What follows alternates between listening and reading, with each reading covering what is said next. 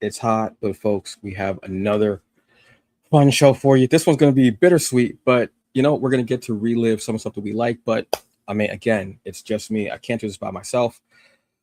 I need some help. I definitely need help. That's not even a thing. That's probably Java. Java, you're here. Wonderful. Perfect. Look, we've got the show. You already got the background up for it, but we also need Robert. Robert's got to come along. He's got to help us out with this. I don't know. I have the most noticeable doorbell in America. Robert, look, are you all ready? I'm going to keep doing that bit. I don't care. It makes me laugh. Are y'all ready to have a bittersweet episode? Yeah, I'm ready. I'm ready to go. God, you sound like Republicans at that 250 party. Wow, that's great. Ooh. Is that eggnog? No, it's iced chai. Oh. Eggnog during the summer. I don't know if I can handle that. I'm gonna be honest with you. I'm gonna be straight honest with you. I'm a grown man. I'm just saying, like, I'm not judging. I'm just asking. I'm just curious. I'm just saying the mic ain't equipped for that. Folks, look, we've got the show. Look, lactose has not always been my friend. Look. Folks, we've got a great show for you this evening. We're going to have a lot of fun. We're going to relive some memories and hopefully have some laughs. And it's Wednesday. So we all know what that means. Not only is it our night, but it's also AEW's night. It's also New Comic Book Day. Happy New Comic Book Day.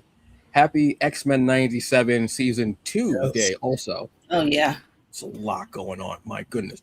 But, Robert, are you ready? I'm ready. Java, are you ready? Me. Why do you sound like Beaker? Let's start the show.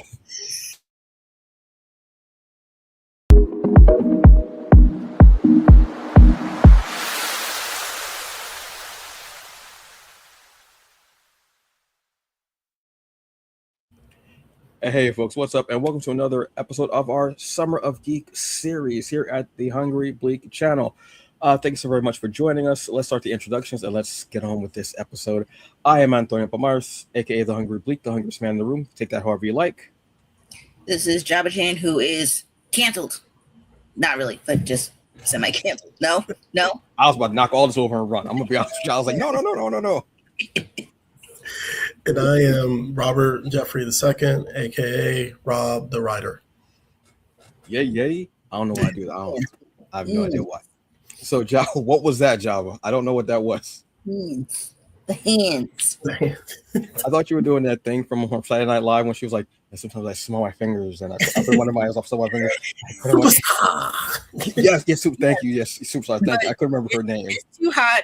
Armpits are already sweaty as it is. I'm like, no. Right. So this evening's episode, the topic was from Java. So would you care to let us know what tonight's episode is about, Java? Okay, so as you can see from my background, I don't know which way I'm going here, but it shows as canceled because we have a lot of good shows, especially for Black shows, that get canceled so quickly, and especially when they leave us at freaking cliffhangers. And it's like, why? And sometimes we don't even get a reason why. Yeah. Like, you don't need to know. You don't need to know. Like, we need to, and mind you, it's not like it's like a one show where it's like, oh, only like one person. So like, no, like you had like people that had like fandoms, possible watch parties and stuff. So it's like, what happened? Yeah, that's a fair, I'm not even gonna. I mean, we ain't talking Homeboys Out of Space. Like, we're talking shows that people were getting into. Yeah, that was it. Yeah, they all caught a stray on that one. I'm sorry, y'all caught a stray. Now the theme song is playing in my head. I'm saying, like, this ain't like the Secret Diary of Desmond Pfeiffer. That's a deep cut. Damn. UPN catching strays right now. I'm sorry. Take that, UPN. Take that. Wow, I haven't heard UPN in so long. And there's a reason why. What they call it at one point? UPN's the black man's friend. I mean, I could tell you what the acronym. Never mind. No, I don't want us getting canceled if I say what the acronym. Like, so anyways. But yeah. It was a rough start for the UPN network back. It was a rough end too. So Robert, that man, and then CW. What's Darby? Yeah, that frog. Yeah, we know that frog was racist too. So Robert, you want to start us off?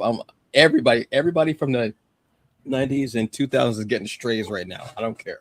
Yeah. So since we started with UPN and CW, I mean, I got a connected thread. I gotta try to find something, a little segue. My first choice will be the 400, but it was the 2021 version, basically the reboot of the original series that was on USA.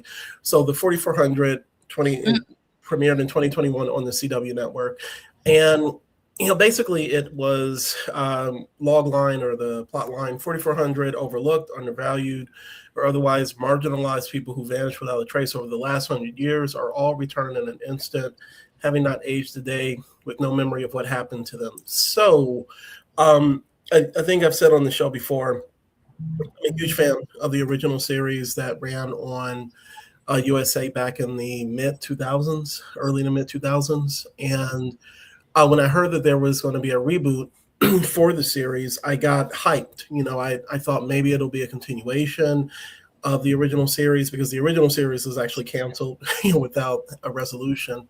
But this one was its own thing. And one of the things that I got hyped about, which isn't as much as you don't see this in the original show, is that more people that look like me. It was more reflective of the world that we were living in. It was more diverse, behind the scenes, in front of the screen, and it was just a show about superpowered people, of color, who were trying to exist in a world that kind of feared and hated them. So shout outs to X-Men, but it like I said, the cast, I felt, worked really well for the series. We had people who had been abducted from the 1960s, the 1900s. I think that one sister who was a freedom rider. She was a civil rights advocate, and she's now brought back into present day. We had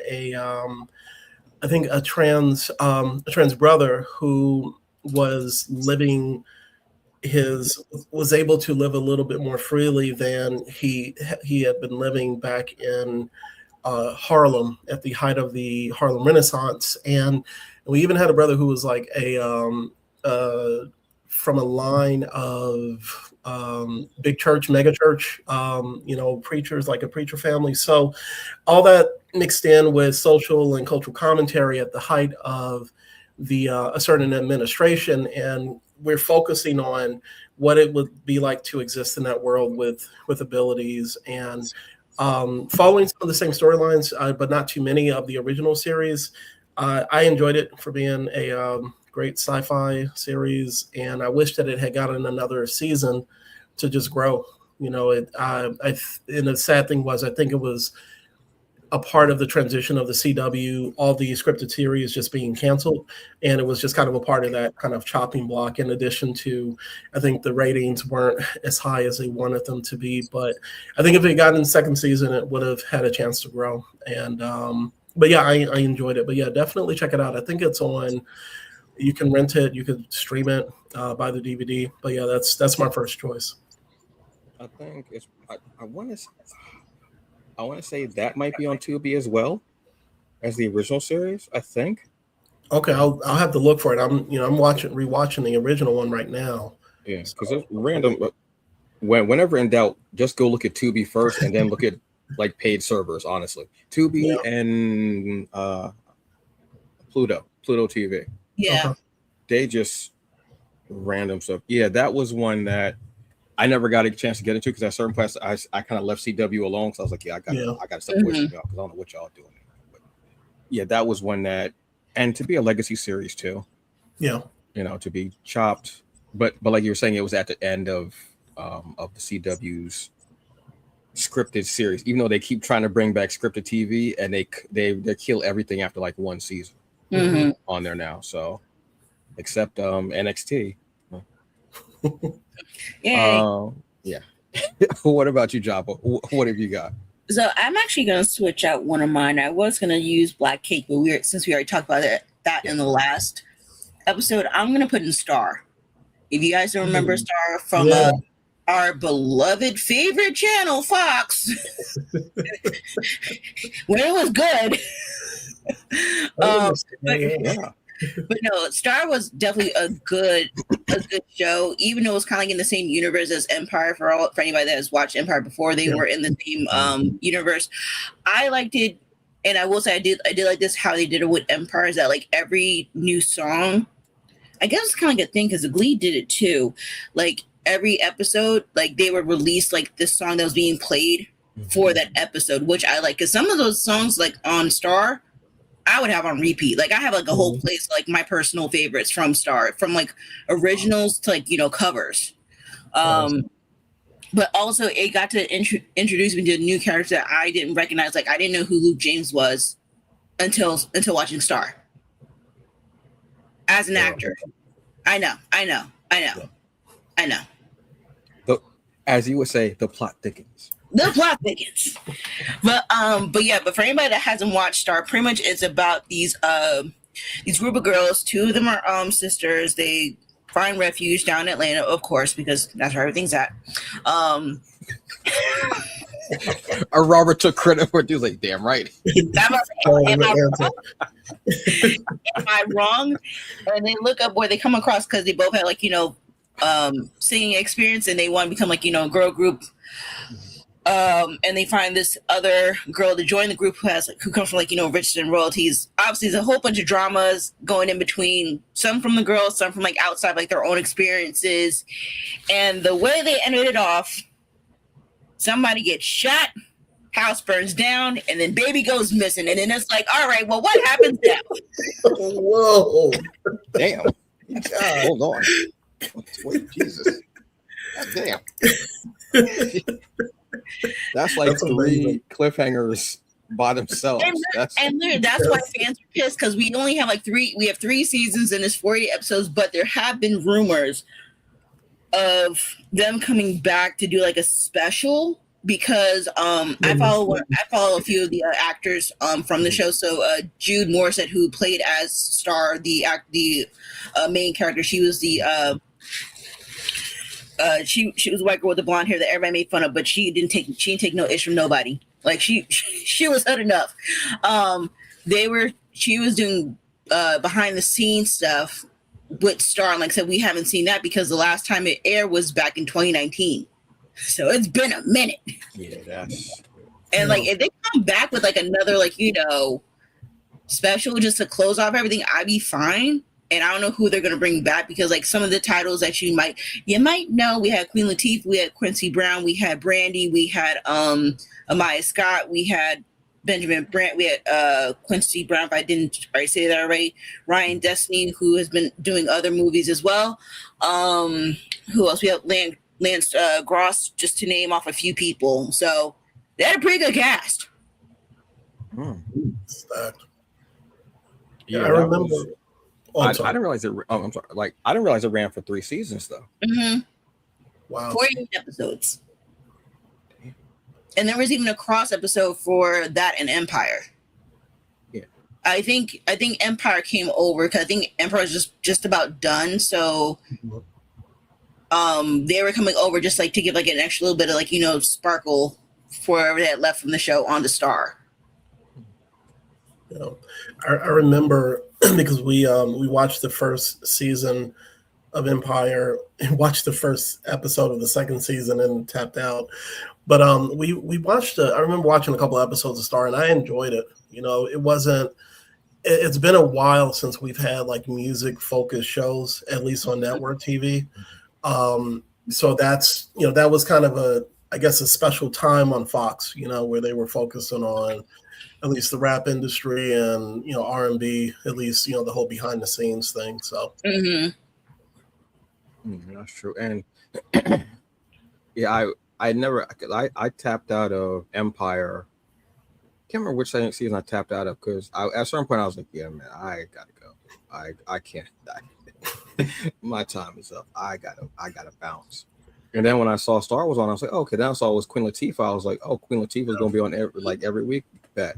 Like I'm so happy that she's out there, but I never went to get the show to watch it. I believe it's on. It should be Hulu? on Hulu since like it's underneath Fox and Fox, Disney owns everything at this point. But if not, check out Pluto TV or Tubi. You never know. Yeah, it might legitimately be on Tubi because I think I've seen Empire and Star on there. I wouldn't be surprised. And guess Honestly. who owns Tubi? Fox. Yeah, really? That's right. Yeah, that's right. Yeah. Okay. Yeah, that's right. Yeah, that's true. I actually made it an alternate because you reminded me of something when you were talking about Star. But I'm going to leave that for the end of the show. First one I'm going to come up with is one that hit all of us very hard was Lovecraft Country. Yeah. Do I even need to explain that one, honestly? Lovecraft Country was, I remember when that came out, it was during the summer. We were well into the pandemic, I want to say. And it was that appointment television. It was that Sunday. It was like HBO has had this thing of taking over Sunday nights. Yes. They knock you out on Sunday nights. Football. It was either HBO football or Showtime. Showtime was doing stuff on Sunday nights too. But everybody knew, look, Sunday nights were HBO. Even Saturday evening, sometimes, depending on the movie, could be HBO. Yeah, because they had the premieres. Exactly. Yeah. But Lovecraft Country was this thing that took us all out. When we saw the trailer, everybody was like, bet we're there. There's no doubt about it. I don't care what's going on. We're going to be there. And we were in full. Basically, the story of Lovecraft Country was a young man was going home after being in the war overseas. This was, I want to say this was World War One. I think so. Or was it? Or was it the Korean? I think it was a Korean War. Remember, like the later episodes focuses on. Yeah. So between that and then he goes home and he reunites with his childhood friend. What was Journey's now? What's her name? Because it was Tick and not Letty. Yes, yeah. Okay. Yeah, Letty. Yeah, yes. It was Tick and Letty. Okay. Come home and they're get thrown into these incredible adventures that have to deal with everything from like dark magic to kind of almost steampunk tech to topics that had to do with gender identity, race, sexuality. This series did all of that under the guise of this incredible horror stories. Some things were horror with monsters, and I mean, some of that stuff was just so. What was it? The Ugoth? Those dogs? That I can't remember, but or was the Hogoth? I don't know why I just keep putting goth at the end. I'll be honest with you.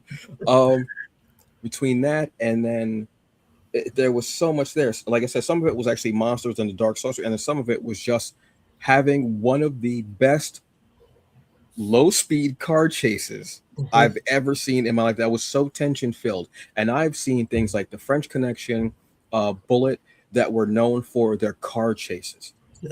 These epic things and do or die going through the city. And this was basically them trying to leave a sundown town before a certain time while the cops are driving right behind them to make sure that they don't go over the speed limit. That was one of the most tension-filled scenes ever. And it was absolutely incredible. This series did so much. And I remember watching this on Sundays and then also reading Bitter Root because it was coming out at the same time. And that was my delicious sandwich right there of Black people fighting against the horrors of the supernatural world and also race as well, against white people who were trying to kill them, keep them down, what have you at that point. This was a series that was so beloved and so watched and so talked about, and people started groups about it and everything. And the way it ended was as if it was a limited series, but there was a whole Bible, and they had a whole everything where they were going to go with this with the second season. Unfortunately, we did not get that, but we were introduced to or reintroduced to some people, I should say. This was Jonathan Major's big jumping point. Then life happens, I guess. I don't know what happened. Brother just said, ah. Um, we also got Anjanou Ellis, who is always a delight and a treasure and so amazing. And when you look at this series and you look at it, and Tick is supposed to be is always as groomed as the hero as we see it, but it turns out it's not actually Tick who's the hero. It's Letty. And we don't realize this until halfway through the season, but there are little notes in there that show that Tick wasn't the hero. Tick had one of the most homophobic, horrible things he said to his father when he found out that his father was gay in a time when it was bad enough being black. Then you black and you gay? That was crazy. Mm-hmm. And then we see the adventures of Tick and her having these abilities that we didn't know were there burgeoning. And then Anjanou Ellis's character, Hippolyta, going throughout time and having one of the biggest earth-shattering black indie comic moments ever when she said, well, I learned how to draw. I learned from a woman named Afua. I damn near threw my 56-inch TV out the damn door. And we all lost our minds at that. This series broke so many fourth walls for us and looked directly at us, black indie fans, black geek culture, and said, I see you. This is for you, baby. I love you. Take everything that we got here. We don't know if we're going to be getting the second one, let's be honest, but we're going to give everything we got in this first one. And they definitely did. And that series has such a place in my heart. So Lovecraft Country, go check it out. That's on Tubi. I know I've seen that on Tubi. I'm not trying to front for Tubi, but that's been on there. But also, if you have HBO Max, obviously, go check out HBO Max. Yeah. That was just a series that knocked us all on our asses. I don't know. It's a beautiful time. I miss the era of that and Watchmen. It was, we know that Game of Thrones has had a chokehold on Sunday nights, but that period of time, Lovecraft Country and Watchmen, it was beautiful. Going on social media and actually being excited to see what people had to say, at least for us. But shout out to Misha Green. Shout out to Misha Green and everybody behind that series. I love it. I love Lovecraft Country. That was oof. Like, I've only seen clips for Lovecraft Country, but I do have it in my queue to watch. And I know amongst all like my other things that I need to watch is like, I know I need to watch that one, just and not for the plot, just like for the overall story, because I knew you were going to get on me for that, sir. No, I honestly think that's a perfect summer watch. There aren't very many series that I'll say, oh, hey, yeah, this is a perfect summer watch to read. That's a perfect, because that's when it came out. And you feel the heat and everything of the South, like especially like this week is perfect. I'm just gonna watch it, obviously because it's musty racism hot outside. Like it's like that's how hot it is outside. Like you just feel like somebody about to call you something out your name for real. That's odd, but I definitely would recommend like watch. It's what 8 episodes? I want to say like 7 or 8. Something like that. Okay, but when you watch the first one, you'll get pulled into the second one, and you might do like a whole binge watch of it. Truthfully, it is 10. It's 10 episodes. It's 10. Oh, even better. That's even better. Yeah, it's even better. Even better is what's going to be Jabba's next pick. Okay, so my next pick is we're still going to go with the same network, Fox. Because at one point, like I said, they were good. They were good with their shows.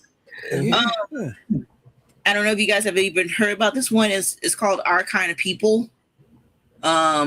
Pretty much it came out back in 2021, and it starred Yaya DaCosta. If you guys are American Next Top Model, remember her from Cycle 3 with Eva Marcel. Either way, I knew her from America's Next Top Model, so I was a fan of hers. She also did Chicago Med, trying to give up other things that she has done. But either way, this show was kind of like my version of Beyond the Gates before Beyond the Gates was even out, because it gave like a soap opera type of drama. Pretty much, Yaya DaCosta's character is a woman whose mother had just passed, and she owned a house not in Atlanta, It's in Massachusetts, okay? In Massachusetts. Through Rob was like, oh, all right. You there in Chicago? No, and of course, this show is pertaining to like pretty much all about hair because as African Americans, we are all about our hair in any way, shape, or form. We always get discriminated, but we still love it. We embrace it however we choose to do it. And for Yaya's character, she was trying to open up a shop, but with her being poor, like I think, and if I remember correctly, she also had a daughter or a sister or some type of person, another relative with her coming to her, trying to get everything in order because she was trying to get a whole new life. This was starring with not just only her, Nadine Ellis, Lance Gross once again. We also have Morris Chestnut, and we have Robin Goodwin.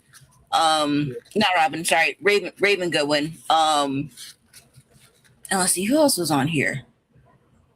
Trying to look at the whole cast. Still quite Joe like Morton was on there. Huh? Joe Morton was on there. Yep. Damn. Like I said, it was a stacked up cast, and pretty much it was kind of like, let's say, kind of like a version of like the haves and have-nots.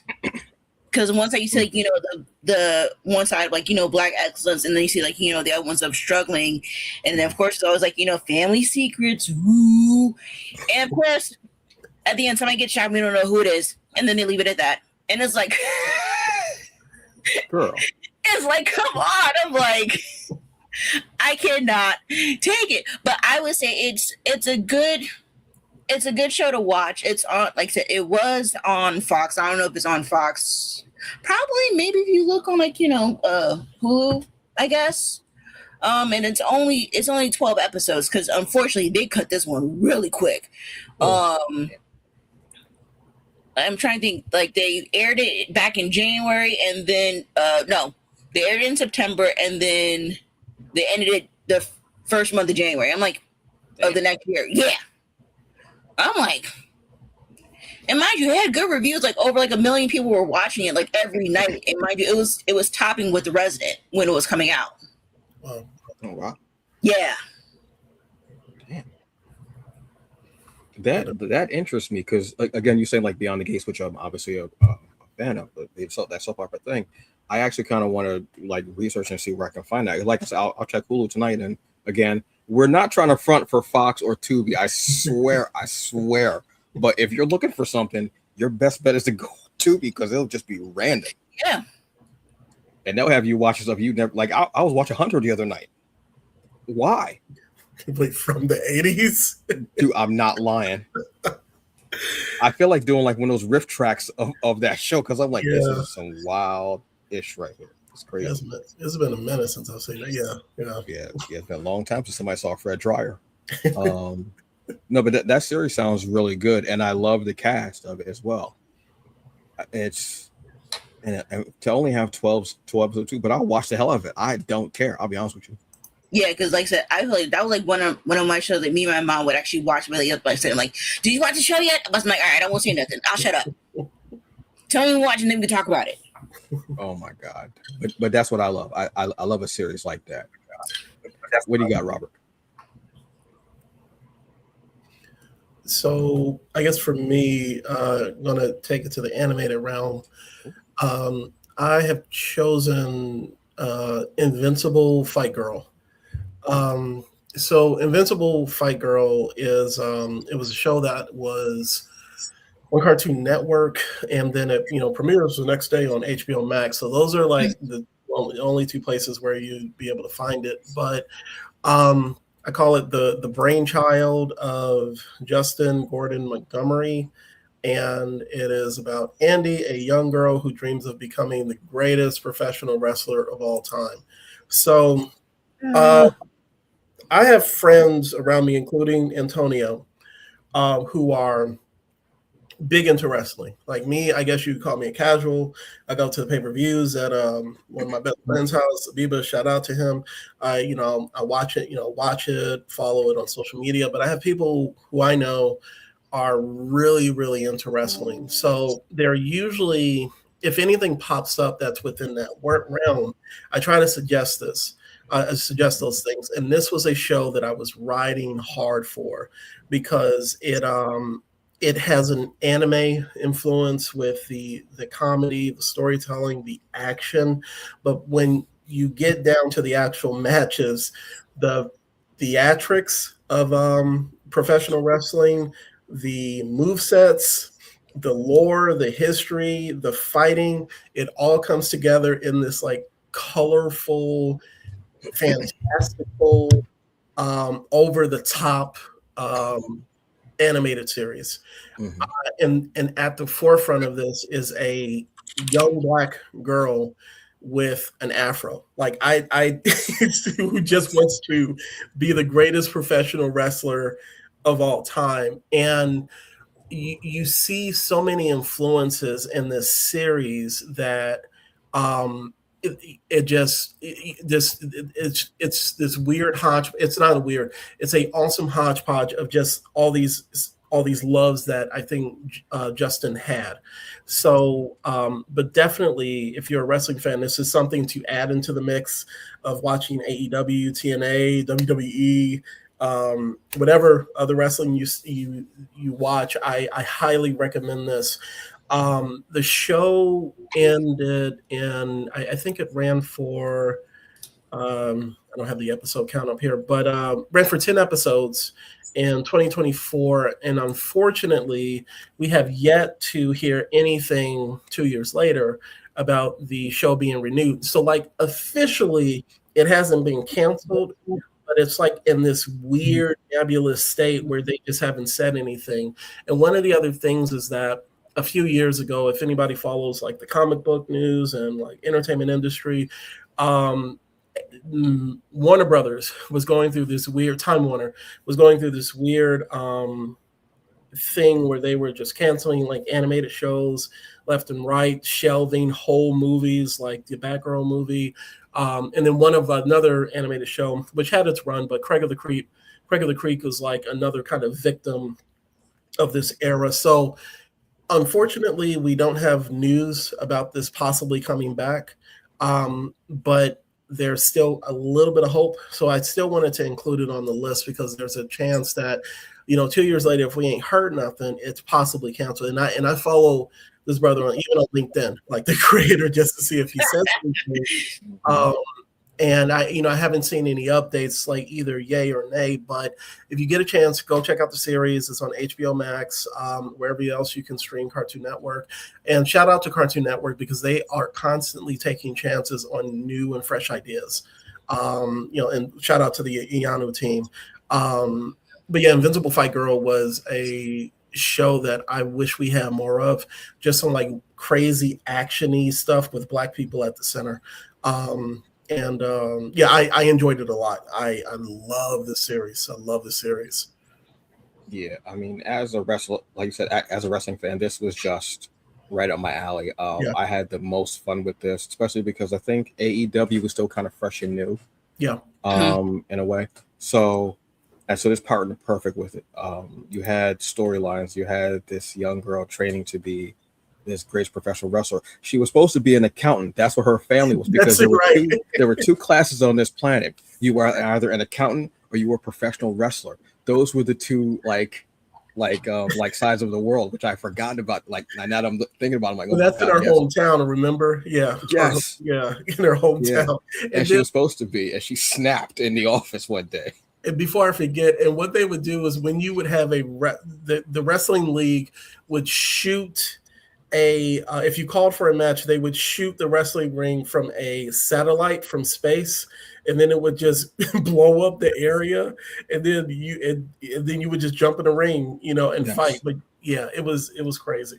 It was this was you had a lot of great the Rolando Watts was on this, who I'm a huge fan of. Mm-hmm. Tony Baker. Yep, Tony Baker. Tony Baker was on. As I remember hearing the voice, I was like, "Is that Tony Baker?" Yeah. And I looked at the credits. I was like, "This brother is on." I was like, "Yes!" Like that was so cool to me to see that. This was just such a great series, and I loved it. And again, being a professional wrestling fan, being an anime fan, being an animation fan, and seeing this young Black girl training, and she was training so hard to get these moves and to learn, because all she knew was to be an accountant. Yep. She's going from an accountant to a professional wrestler. But some like professional wrestlers, like Hangman Adam Page, was a teacher. Mm. Like, so they have like these, obviously these 9 to 5 like regular jobs, obviously, in life, and then they have this calling or whatever, like whatever it is they feel to become a professional wrestler. I mean, yeah, going from a teacher to a professional wrestler is kind of a why thing like that. But the fact that you were either an accountant or you're a professional wrestler on this planet, I forgot how that the show is so crazy, so much fun. I want to say it kind of partnered up with My Adventures with Superman. Yeah. Mm. Yeah. I think they were in this around the same time. I want to say, because when I heard season 2 was coming out, I was like, oh, so Invincible Fat Girl season 2's got to be coming out, right? You thought. Yeah, sadly. So, yeah, this is definitely another one I would recommend go back watch, as it was just so cool, and it was just, yeah, that show used to have me just laughing and just feeling so good. I used to love it. Awesome. For me, my next one, this was a very short-lived one, but it was great. This is Superstition. And I'm not talking about the Stevie Wonder song, because some of you have probably never heard of this series, unfortunately. Superstition was basically about this family that owned a mortuary, a funeral home. I want to say it was in New Orleans. Yeah. Yeah. But turns out that they were actually like monster hunters, demon hunters, what have you. There was even a very loosely thrown in line that could have possibly linked them to Supernatural. Oh wow. In the very first episode, Mario Van Peebles, who plays like the head of the family, who ends up having this really crazy backstory, and I was like, oh, that's dope. Of course, it got canceled. The I want to say the oldest son, the wayward son, comes back from the military. He was in the Marines. He was fighting in the Middle East. Comes back home and he wants to be a part of the supernatural, family hunting business, what have you. And they go into the trunk, and he goes, "Oh, what you got in there? A shotgun, a revolver, a knife?" He goes, "What you think this is? Dean's car?" And he closes and I was like, "That's canon. That's canon. I don't care what y'all say. That's canon." And I loved it, but it was basically Supernatural, but a black family. Yeah. That's what it was called, Superstition. This could have been a perfect vehicle to be a spinoff of that if they had like linked it more to that, but not too much. And it didn't last very long. It was on Sci-Fi. Yeah. Then you could stream it on All Black for a minute. Now it's not on there. If you want to get it, I'd have to find the Blu-ray DVDs. Let's be honest, they probably just have it on a DVD. And that's not me trying to throw a slight. That's just being real. Or you can buy it on Amazon as well. This was a series that was cool. I love the idea of it, and it turned out at a certain point they realized, because they started switching the episodes around, so it was hard for me to catch. But it ended up that Mario Van Peebles' backstory was that he was a Moor and he was a knight, and he was immortal. Oh wow. And he had been hunting these monsters and demons for centuries. I believe it was to appease someone that he had wronged, or someone who had cursed him, I think, with immortality. And I was like, that was so cool, because I love stories of like cursed immortals. Jason Blood was one of my favorite parts of Justice League and Justice League Unlimited. I absolutely love that character of someone being cursed with immortality and them trying to atone. And then at a certain point, they're not trying to atone for their curse. They're just trying to do good things for the world because they've seen how things have gone. There were beautiful black people. They had a young sister who was in the mortuary. She was who kind of came up with the tech. It was just this really cool thing that we could have had. And, unfortunately, we only got one season. But I want to say, again, things like this are, we have a bit of root. It was out. Lovecraft Country. There are other stories that we have out there. Crescent City Monsters. Yeah. There are stories out there that are based on Jason Wise, Maury and the Black Knight. Like, I could keep going, stuff like that. But this was just a really cool series. I love the whole feel and the vibe of it. I even love the poster for it. It was just beautiful black people that are going to get down in supernatural monsters. So yeah, this was a cool one. If you can find it, it's not on Tubi, so don't even say that. Because I love it. I look every month. I scour that search bar, and I know it's not there because I want to watch it. But yeah, so if you're able to check out Superstition, it's a really cool series, or I should say season that was on Sci-Fi. Um, what have you got next, Robert? So for me, the next one is The Residents. The Residents came out on, I think it was last year, yeah, 2025, and it wow, IMDb messed up with the summary. So it stars the main character is played by Uzo Aduba, and also the series has Yes, Giancarlo Esposito and yes. Molly Griggs, but Uzo Aduba, she plays Cordelia Cup, and what happens is it's a it's a murder mystery comedy. So like if you've ever watched something like Clue or even Oh, okay, okay. I yeah, think I know what you're Mont talking Blanc. about. yeah, and the Knives Out series. Yeah. Yes, okay. Yeah, because murder's funny. Or even Psych, like Psych Yeah, yeah. or like Monk. So it has that kind of vibe. But basically, there's I don't know if is he the head. He's not the head butler. Giancarlo Esposito. His character is he's a part of the staff at the White House, and he is in the first episode. There's no spoiler. He's murdered. They find his body. There's an event. I think there's a party taking place at the White House, and Cordelia Cup is brought in to investigate the crime. And this is the show is Shonda Rhimes. This is a part of Shonda Rhimes's takeover of Netflix, or the deal that she has with Netflix, where she's just done a lot of stuff, and the cast in this is pretty stacked. Like I said, Uzo Aduba, Giancarlo Esposito, Molly Griggs, Randall Park, Jason Lee, Bronson Pinchot, Balky, yes. yeah, Balky, Al Franken, who plays and Aaron Filkins in this series, and but it's funny. There are a lot of twists and turns as far as who done it. There are some serious moments, as with anything from Miss Rhymes, and it was awesome because you had a Black woman at the forefront of this type of show, or this type of like mystery. Somebody has called it like a screwball comedy mystery, but she was a Hercule Poirot. She was the what is the guy, Sherlock Holmes of this series, and it was just so good. It was so good.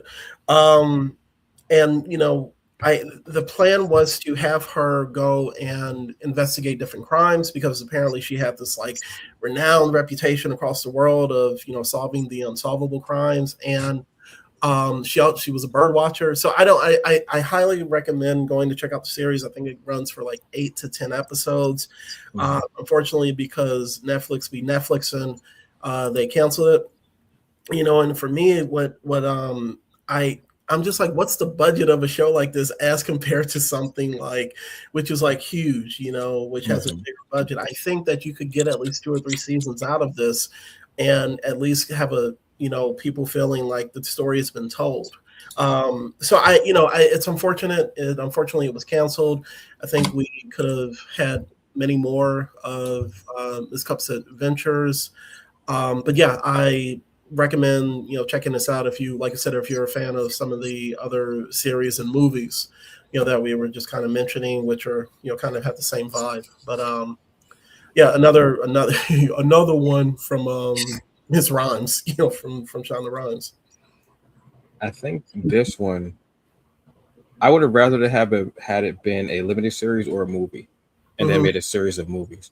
Yeah. I think when this came out and started hitting, they were already making plans for like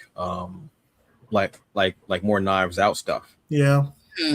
Which, if anything, if possibly, maybe they could have had a crossover between the 2 characters. Man, that would have been amazing. You know what I mean? Like, yeah, you can have 2 really cool things at one time. Yeah. You honestly totally can. So I think something like this is great, and Uzo has done obviously great work for Netflix. I mean, uh, she got her name really plastered up there from Orange Is the New Black. Yeah. So why wouldn't you bet on someone who's almost like a homegrown star for you, someone who made one of your biggest series?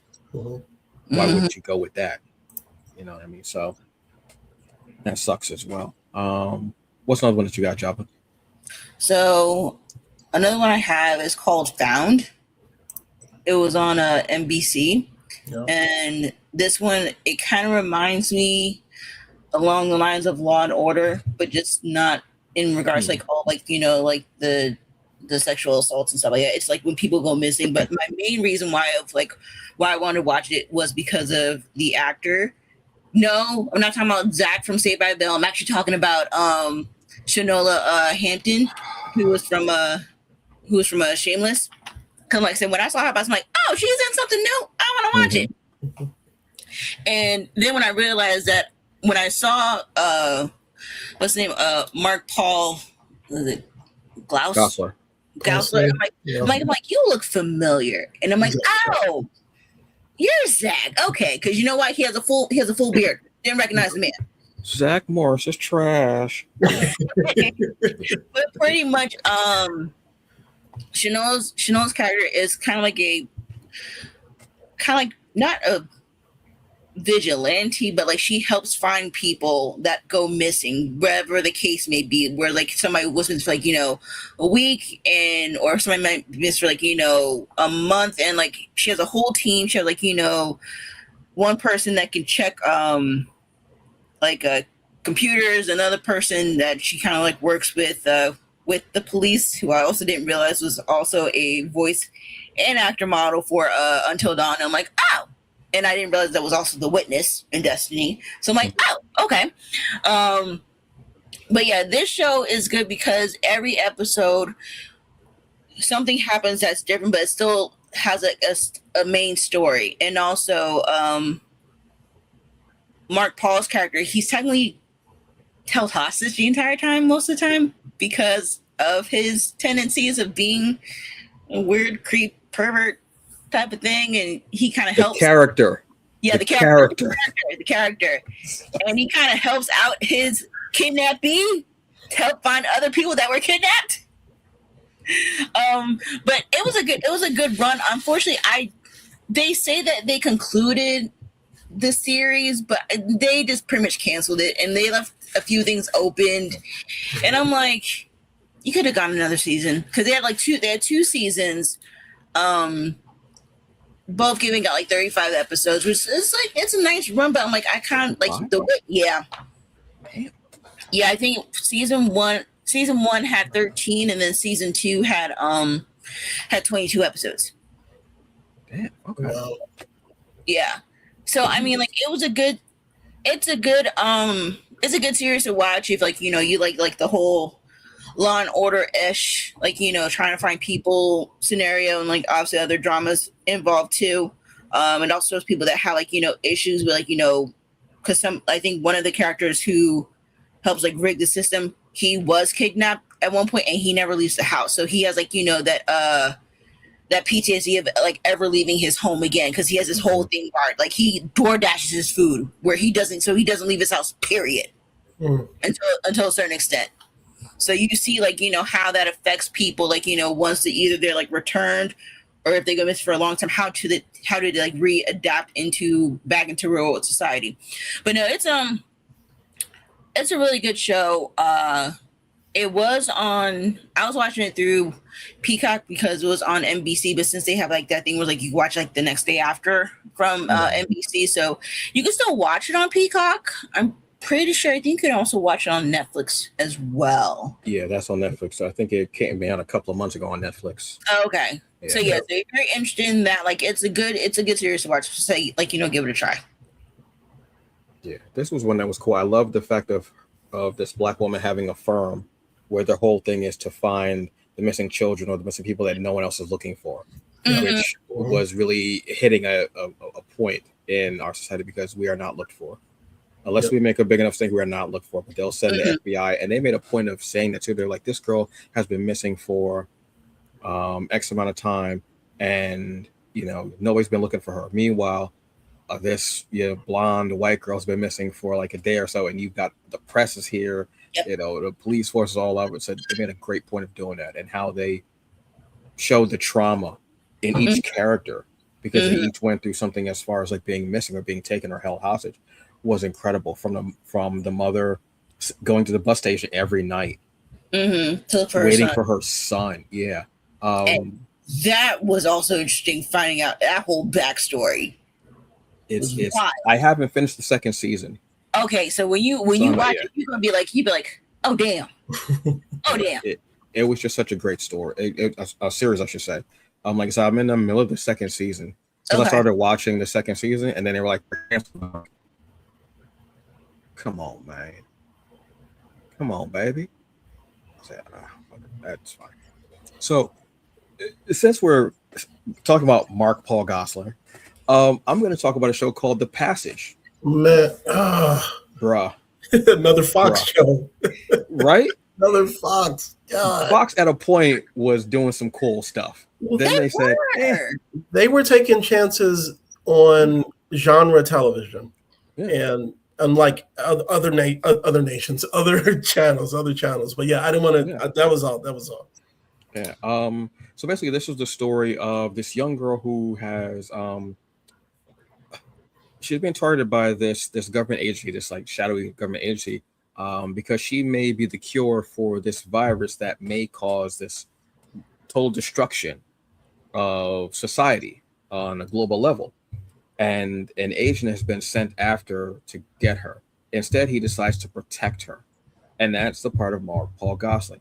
At a certain point, he actually, I think he said at a point, he said, "You know what? I think I started taking roles to make up for Zach Morris." Oh damn. And I was like, "Oh wow!" And it does make sense because when you see some of the roles that he played, he was always supporting a black woman in some way, shape, or form. Yeah. Because he was in that baseball series as well on Fox, Mm-hmm. where it was the first black female pitcher for an MLB team. Yeah. Okay. I think it might have been called The Pitch or The Dugout, something like that. That came out after The Passage. The Passage, I loved it because you saw it was almost like this mismatched like buddy cop thing, except it was this grown like a shadowy government agent, and this young girl who he's trying to protect, but she ends up learning from him, and he teaches her how to like protect herself and how to defend herself, and that the world is coming after her for so many different reasons. Not even people who know that she may be the cure for this virus, but just because she's a young girl and a young black girl. Perverts. Exactly. Predators out there who are in office now. So I said it, and he doesn't wash his legs.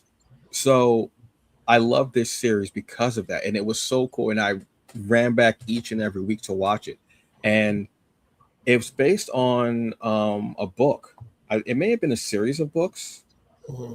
I'm not sure, but it was based on like a book, and it was just so good and so just enriching. And I love seeing Mark Paul Gosling act as an adult, because he takes these kind of cool roles that are different, and he plays like these complex characters.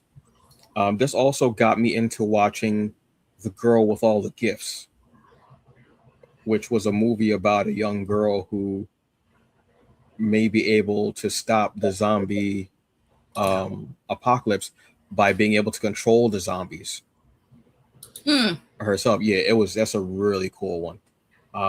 So this was a series I loved. One season on Fox, unfortunately, but it was different, and they did end it in a way where I'm not sure how the book ended, but they did end it in a way where we could look at it as a limited series, because they did a time jump and they showed her in the future, and I was like, oh wow.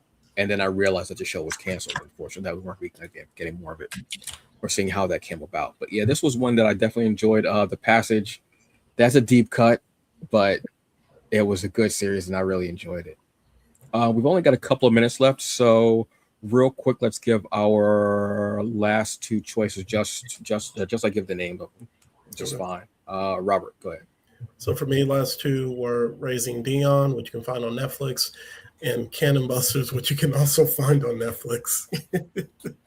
Great animated fare. Dion was, I remember that knocked people's heads off when they saw the first episode or the first trailer. I can't remember what it was. Yeah. It knocked people's heads off because it was something we don't get. Yep. And it was cool. What about you, Java? For me, I have The Irrational that was on NBC, and then I also have Kindred, which is technically on FX on Hulu, so it wasn't Fox. If you want to put O in there, you can. Like, whatever you want to do. Nah, but they cousins. They cousins. They cousins. Exactly, at this point, they are. For me, I've got Woke, which is on Hulu. Jesus Christ, this is like a damn Fox advertisement. I swear to God, we're not advertising. If we had Fox money, believe me, you would know. There would be signs, and we would know. Believe me. I just started with us having Fox money? I mean, if we have Fox money, it would be it's on DEI. we would be the only case of DI apparently. Woke, which was about Heath Knight, who cartoonist, and he gets hit on the head and he starts hearing his cartoons and they're voiced by different like black comedians, stuff like that, and helping him trying to navigate the world as a black man who finally like is seeing color and like he getting it. The other one is Rap-ish or Rap-ish or Rap Shit. This is on HBO. You can watch on Max.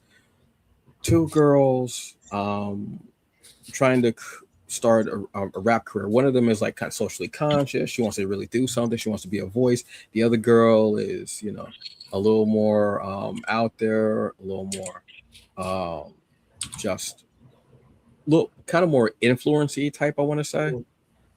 But I when it was canceled is when I started watching the show, and I was so pissed. I was like, God. Amazing show. Really loved it. Had a great feel, great vibe. This is from Issa Rae, and it was dope. And I'm going to continue to watch it because it was just awesome. So that's our show for tonight. Look, there are a lot of shows out there, a lot of things that are canceled. I mean, hell, Robert brought up a movie that was canceled before it even debuted. Batgirl. I still want to watch Batgirl. I still want to see why. I forgot about that. I still want to see that movie. I want to see it so badly. I really do. I wish they would just put it out on HBO Max. Yeah, Max. Thank you. I could not think of the words. Hell, put it on Tubi. We already talk about it. Shit. If Snyder can come back and get his cut, let them put out Batgirl, please. Yeah, I really do. But there are a lot of shows, especially nowadays. There are a lot of shows that come out and that only get one season because there's a show every 2 minutes and things get canceled, whether it's on network or streaming services, what have you. Yeah. The only thing I can say, folks, is if your show gets canceled, I understand, be upset, what have you. But here's the thing: follow the actors, follow the writers, follow the directors, follow the whoever was on the show that you really dug. Follow them to their next project. Please do that, because not every show gets a damn Firefly comeback movie 1,000 years later. Yeah. Not for us. Definitely not for us. Instead, we get remakes like Good Times. Damn. Jesus Christ. What the hell? So if your show gets canceled, I understand it. It's upsetting. It sucks. I still think about Altered Carbon. I do. Still do. Exactly. I'm getting cut. I'm getting cut to the But you know what I do? I like the show. I watch it over and over again because I enjoy it. But then I follow the actors, the writers, the people who I really dug on the show. I follow them to the next project and support that one. And maybe that'll be the one that sticks around, or the movie that gets a $1 billion opening or whatever the hell numbers they want, or a huge streaming service premiere, whatever it is. But just do that. On that note, like I said, it's Wednesday. It's Happy New Comic Book Day. Go check out X-Men 97 season 2. I'm rewatching season 1 now, and I just did the episode Remember It. Gambit. Damn, that episode was so good. Ugh. The budget on the episode must have been ridiculous with those fights. Incredible stuff. But yeah, next week we'll have another episode. Robert's got a topic next week, and I am really trying to dig into my brain on some older ones I really enjoyed. I'm not going to tell you what the show's about, but it's video games. It's playing with people. It's fun stuff. I remember before there was all the Wi-Fi and everything. Sometimes you just had the person sit next to you playing, and it was that couch co-op. I'm not going to tell you what the episode's about, but we'll be back for next week. And yeah, that's about it, folks. So hey, check it out every week, Wednesday, 7 p.m. Eastern Standard Time. We are here on the Hungry Bleak channel. But until then, I am Antonio Pomars, aka the Hungry Bleak, the Hungry Man in the Room. Take that however you like. I am Jabba Chan, aka Melon Lord. If you're don't know that line, go watch Avatar. It's out on Netflix. Yeah, season 2. Yes, season 2 just came out. Yes, that's right. Yeah, and I'm loving season 2. Robert Jeffrey II, aka Rob the Writer. I write in these streets. There you go. Yep. You're yeah. Oh, yeah. Crazy. It's ridiculous. And that is our show. You have a very good evening. Enjoy the rest of it. Please be safe. Drink water, especially this week. It's a very hot week. My God. It's going to be in the hundreds. Please drink water. Check on your neighbors if you like. If neighbors are racist and whatever. But if your neighbor is a nice person and what have you, just check on them. I mean, you know what? Racist bigots, nah. Homophobes, we leaving them. Throw water at their door. They can boil. And to hell with that. They can boil and bake. But yeah, be safe. Take your vitamins. Drink your water, like I said, and take your meds, whether it's for a physical, mental, or emotional ailment. I'm not trying to please you. I just want to make sure that you being the best you that you can be, because it's hard out here, honestly. And an empty cup cannot pour into anything else, folks. Remember that. So, see you next week. And I'm gonna go get some ice and put it in my ears. It's ridiculous. I'm tired of this. Damn. I don't like the heat. I cannot. Who does?